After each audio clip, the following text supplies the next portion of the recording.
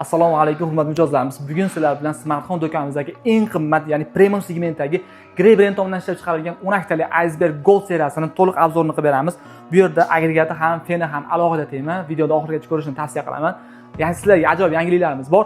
Birinchi bo'lib agregatdan boshlaymiz. Ko'rib turibsizlar, teplar obmenniklari nihoyatda katta, asosiysi ikki qatordan 10 ta bo'ladi, ya'ni 24 ta bo'ladi. To'g'ri, men boshqa firmalardan ham ko'rdim 24 talik, lekin bunaqa katta qalin mis trubkani ko'rganim yo'q va o'sha teplar obmennikni e'tibor berasizlar, nihoyatda uzun, ya'ni oxirigacha kelgan, ya'ni bluefin antikorrozniy pokrita bilan qilingan. Oddiy konseynerlarda bo'lsa, mana bu yerda to'xtaydi.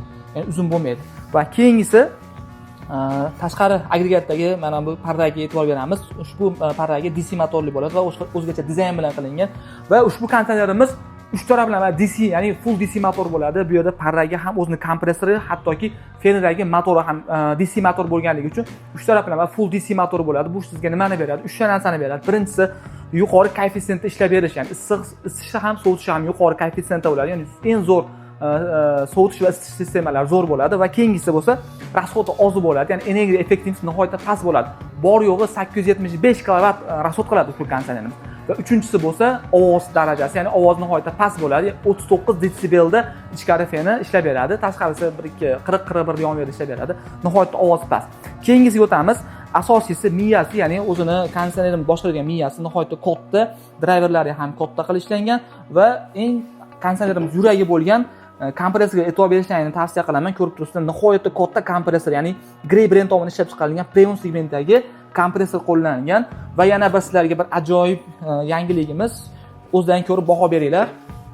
Qaysi konseynerni ko'rgansiz? Ushbu 10 talik konseynerimiz mana 10 talik ko'rib beringlar. Hech qanaqangi 18 talik emas. Kilosi mana 30 kilo. Ko'rib turibsizlarmi? 30 kilo. Ya'ni ichidagi xaladigenti bo'lsa 800 gram. Oddiy konseynerlarimiz xaladigenti 450-490 bo'ladi. Bu yerda 800 gram va o'sha kilosi ham oddiy konseynerlarimiz misol 24 kilo bo'ladi, 25 kilo bo'ladi.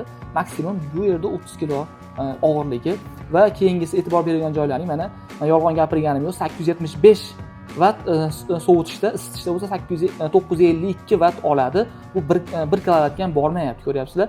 Va shu rasxodga 3.5 ga isitish sistemasi 3.8, ya'ni общий 16 butu, isitishda bo'lsa 18 butu issiqlik chiqarib beradi.